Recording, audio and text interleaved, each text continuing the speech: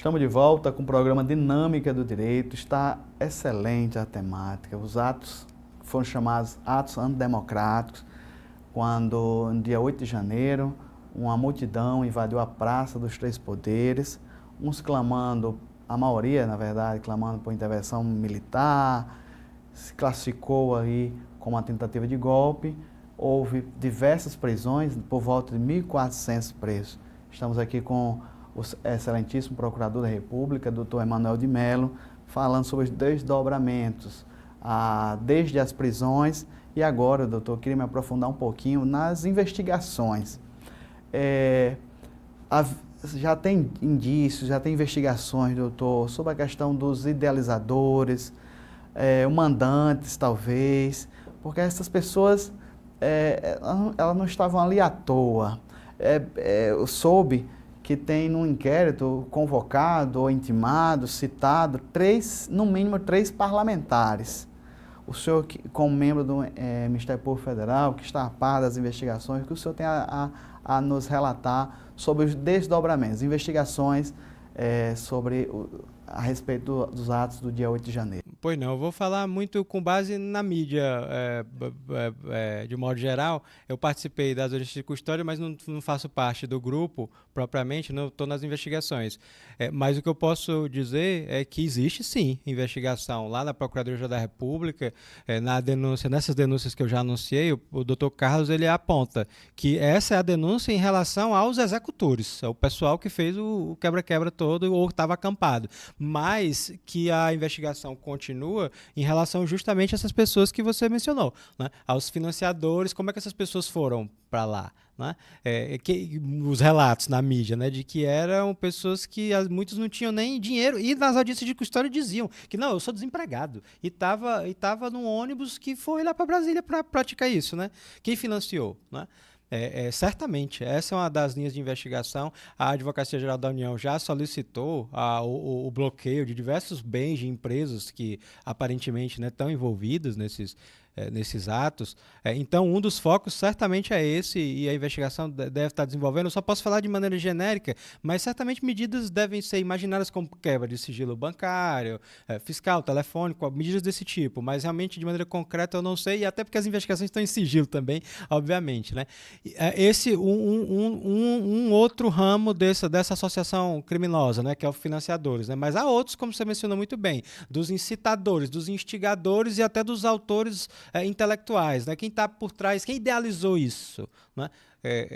Precisa ser esclarecido, certamente, né? O ministro Alexandre de Moraes, logo quando os atos aconteceram, ele disse, né, que a investigação ia alcançar todas as pessoas que tiveram alguma participação nisso, e precisa ser assim, né? Não pode ter nenhum tipo de anistia nesse caso, né? Não pode, realmente não pode. Um dos motivos para isso estar acontecendo hoje no Brasil foi, como eu mencionei anteriormente, os crimes da ditadura militar terem sido mal resolvidos e os militares, né, que praticaram esses crimes terem sido anistiados. É uma das razões, né? Ao final a gente pode falar mais um pouco disso com medidas preventivas para que isso não se repita nunca mais no Brasil, né? Que é o que a gente luta, né? E certamente há investigação nesse sentido também, né, para quem idealizou, né, esses atos, como também quem se omitiu, que é a outra perspectiva, o outro grupo de pessoas sendo investigadas, quem tinha o dever de atuar e se omitiu. Nós vimos nas imagens policiais, alguns até, e agentes das Forças Armadas também, que têm o dever de enfrentar uma situação daquela e se omitiram, até estavam tirando até selfie, né, com as pessoas, né? Essas pessoas, em tese, cometem crime, porque elas têm o dever de agir, né? E aí é uma omissão que a gente chama imprópria, né? E podem ser também denunciados, né? Então, essas são as pessoas que estão sendo investigadas. O que eu posso dizer é que certamente existem investigações em Brasília e nos estados também, não é? Mas eu realmente só posso falar de maneira mais genérica porque eu não atuo propriamente nelas. Doutor, assim, ainda no campo teórico, né? Nós falamos de parlamentares que têm garantia, imunidades, prerrogativas, sobretudo a questão de voto, palavra e opinião.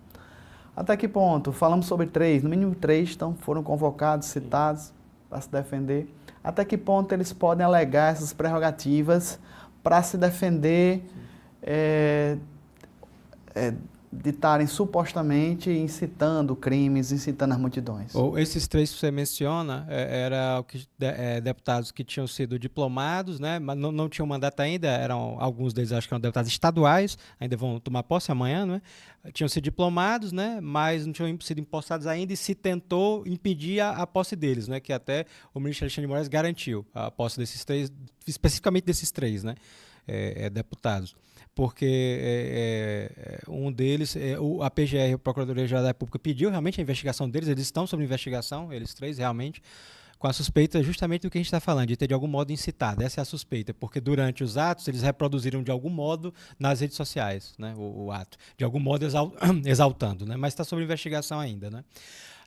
Nessa questão é fundamental. A da imunidade do parlamentar é uma questão sensível se o parlamentar, um agente que foi eleito pelo regime democrático, um agente que vai exercer sua função no parlamento, se ele pode fazer uma pregação contra o próprio parlamento e contra a democracia, né? A pretexto da imunidade, que é uma garantia fundamental, sem dúvida, a imunidade da palavra, como você falou, porque garante a independência do parlamentar para fazer uma denúncia, enfim, para representar o povo realmente, né? E sem sombra de dúvida é uma garantia fundamental, mas que não pode, de maneira nenhuma, não pode ser utilizada para subverter a democracia, né? É um abuso. Toda prerrogativa, por mais importante que seja, ela tem limite, né? A liberdade e as prerrogativas vêm com a responsabilidade, né? E isso, a jurisprudência no Brasil, há algum tempo já vem sedimentando isso, não é nem de hoje. Os precedentes do Supremo Tribunal Federal apontam para uma proteção quase que absoluta dessa imunidade quando o parlamentar discursa na Câmara, no plenário da Câmara ou do Senado. Quase que absoluta realmente a prerrogativa nesse momento aí, né? E fora disso já tem as limitações, já pode ter as limitações, né, envolvendo crimes contra a honra, por exemplo, e no mais grave, de incitação ao golpe de Estado, que essa é a situação que eu vejo mais grave. O Tribunal Superior Eleitoral, ano passado, proferiu uma decisão emblemática cassando um mandato do parlamentar Fernando Destituto Francischini, lá do Paraná, por ter disseminado notícias falsas contra as urnas eletrônicas. Ele era candidato a deputado estadual lá no Paraná, mas era, à época, parlamentar federal. Usou esse argumento da imunidade, né, para tentar superar as falsidades que ele disse que, por exemplo, que as urnas eram fraudadas porque eram produzidas na Venezuela, por exemplo, o que não é verdade, não é produzido na Venezuela, e o ministro Salomão do TSE até disse que não, e se fosse produzido na Venezuela também não tinha problema nenhum, né? Mas era falsidade, disse que elas estavam fraudadas, que não estavam, e o TSE tomou essa decisão, né, e foi mantida liminarmente pelo STF. Então, veja esse limite que foi colocado pela Justiça Eleitoral e, a princípio, chancelada pelo STF, de que nem a imunidade de um parlamentar justifica, né, a aceitação de um discurso golpista. Doutor, como nós falamos no início, bem no início, a questão da perda material incalculável. Existe também, além das penas, além da questão penal, existe algum tipo de responsabilização civil em face dessas pessoas, ou mandantes, idealizadores? Sem dúvida. Esse é um papel fundamental que pode ser exercido pelo MPF, com certeza, mas que eu creio que deva ser muito bem desenvolvido pela Advocacia Geral da União. Sim. Certamente a AGU já tem os dados, as perícias que foram feitas, né, no material todo que foi quebrado, né, e danificado, e certamente vai pleitear esse juízo, essa reparação, e já está fazendo, né, com os pedidos de bloqueio, né, de bens dessas pessoas, né. Então, certamente, a responsabilização civil é possível, né, para que o dano seja, né, ressarcido, né.